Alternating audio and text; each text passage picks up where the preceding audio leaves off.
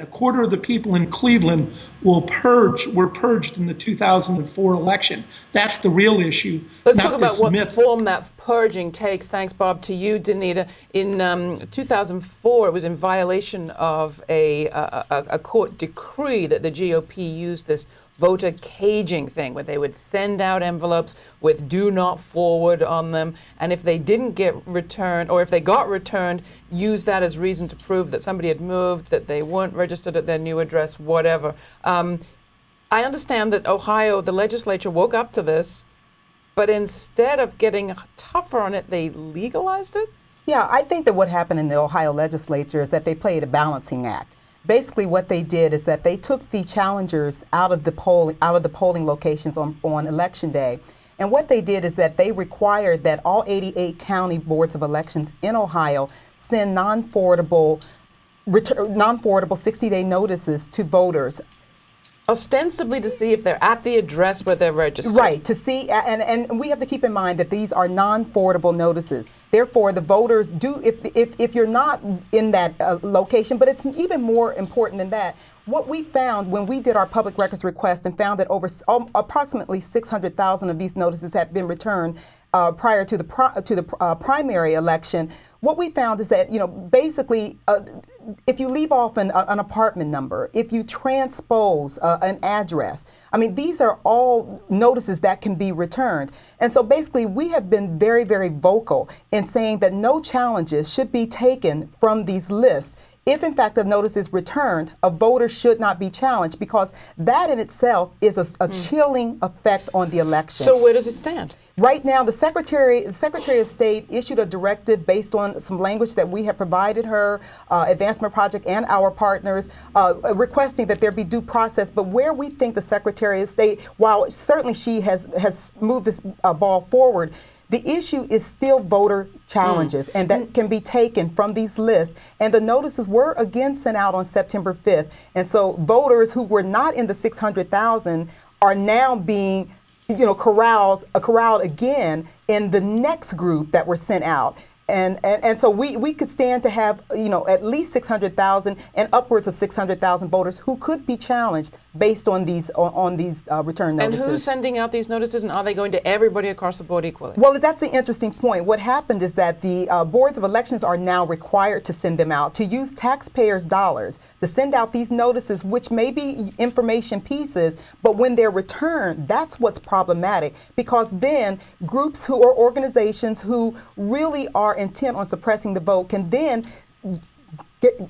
make public records requests for these notices and start to challenge voters. And even if, in fact, they find that there's no problem really with the notice, just the idea of receiving a notice from a government official saying you have to have a hearing prior to an election is enough to suppress the vote. Who has made those public records requests? Well, at this point, we know that one of the parties or one of the candidates has made a public records request. Certainly, Advancement Project has made a public records request. But the one thing that we are doing is that we are keeping a standing public records request on file, which says we want to know weekly who's requesting this list. Who's the candidate that's requested?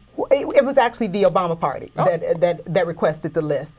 And I'm not sure whether they did it in all counties. We just looked at 6 counties where we work, which have the highest numbers of voters of color and low-income voters. And those 600,000 were just from 5 counties, and there are 88 counties in the state of Ohio. And so at this point, we are still very, very concerned. They have up until the 20th day before the election, and that has often been the tactic that has been used by the Republican Party, is that on the eve of the last day to challenge, they announce mass challenges nationwide. Stephen Hightower, I know we've got to let you go, but very quickly before you leave us, what can people do if maybe they've remember, oh, I got one of those things, I didn't do anything about it, or they're worried about the status of their registration, or they know that they moved and they may not have updated their records, or for any number of reasons, what can they do? Where can they go for help?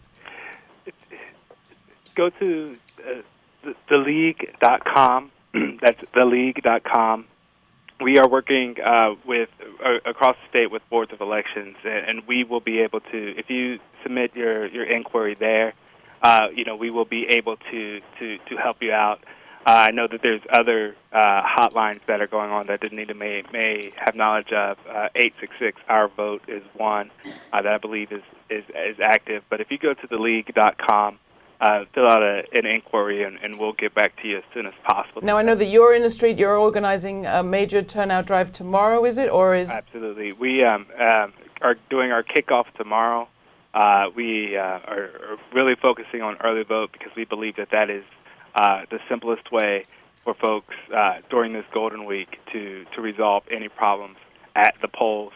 You will be able to register or re-register there if there is any problems, if you have been off the list or a part of this. This is one of the micro ways that we can solve those problems right now while groups like the Advancement Project continue to fight to make sure that the systemic problems are taken care of. All right. Thanks so much. Stephen Hightower, State Director of the Ohio League, the League of Independent Voters, the League of Young Voters. You can find the League at theleague.com. And I think that number, Donita, tell me if I've got it right, 866 Our Vote. What do you get if you call that number? Well, 866 Our Vote, you can call. They will give you your polling place location. You can determine also whether you are registered, but also Advancement Project has just introduced a new initiative, which is www.justvote08.org, which also you can get your polling place location. You can determine where your location is. Also, you can ask questions of Dr. Vote.